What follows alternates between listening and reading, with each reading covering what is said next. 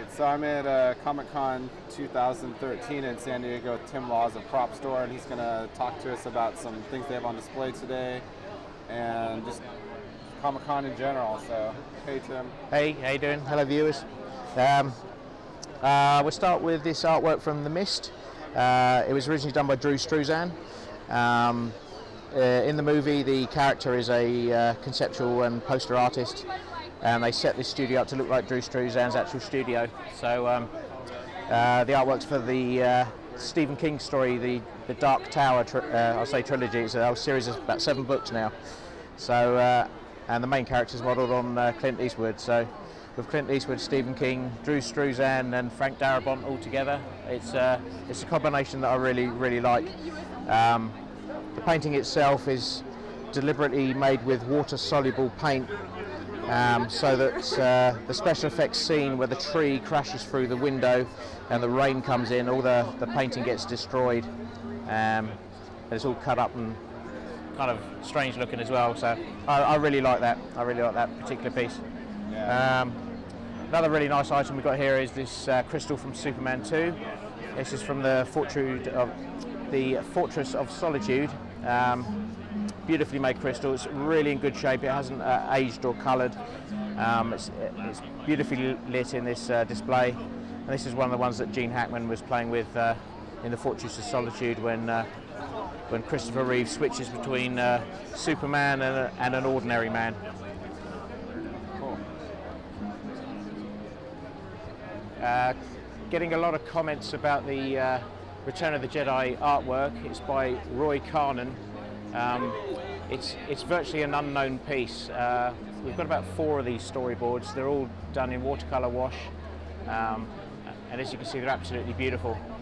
It was a very early design, so early that I didn't even know what costume that Luke Skywalker was going to be wearing. So they just put him in his Tatooine white costume, which of course is not remotely like the costume he wore on screen.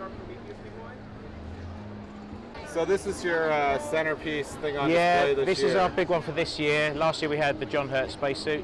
This year we've gone a bit more comic book themed with a complete Karl Urban Judge Dredd costume from the recent film. As most guys know, we did a big auction last year on eBay for Dredd. This was the set we managed to buy for ourselves. It's complete. It's some of the components are marked as stunt, but they were kind of hand-me-downs. They started off as original main character hero pieces, and they've just as the movie progressed, they used them for action scenes. And the guys at the show seem to love it. We've had a constant queue of people taking photographs, and So how did you guys decide to do these as an auction rather than just selling on your website because you had so much of it? Or? there was an awful lot of it, and it was also what the production company wanted. It's promotional. Exactly, it maximised promotion.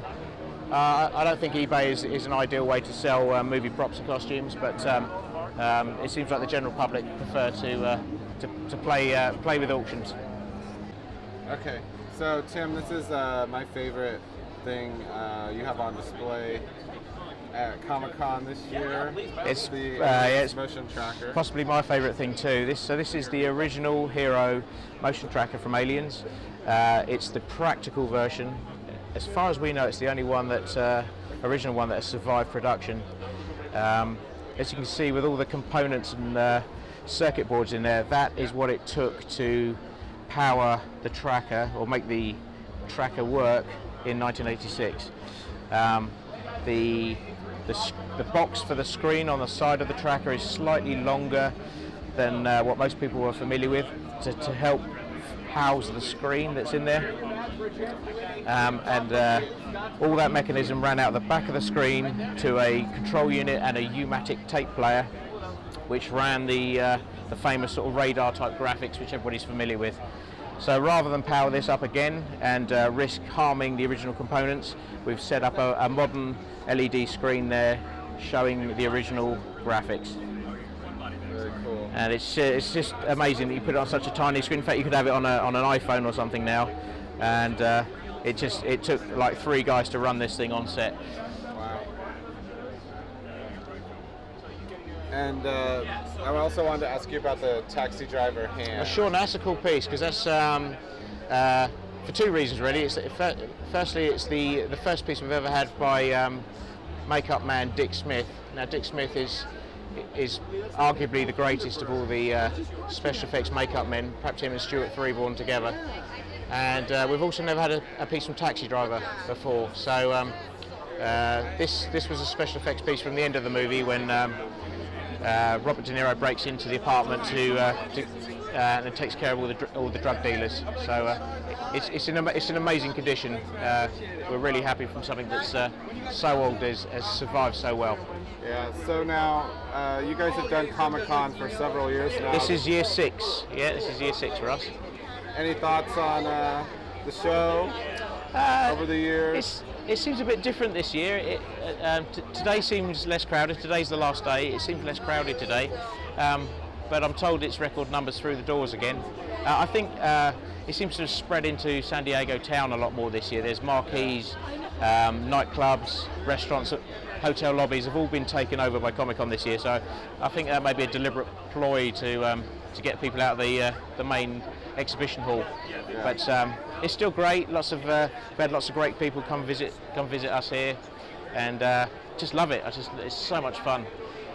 Great costumes, just fabulous. Anybody who hasn't been here before should really make an effort to come along. We love it. Cool. All right. Well, thanks for taking the time. I know if you pan around here, you can see it's pretty crazy busy today. So even for a Sunday. But it seems like you guys attract a pretty big crowd. So. We do have a good crowd here, and everybody seems to have fun. And I think it's maybe because we're giving stuff away this year. Yeah. All right. Well, thanks, Tim. No, my pleasure.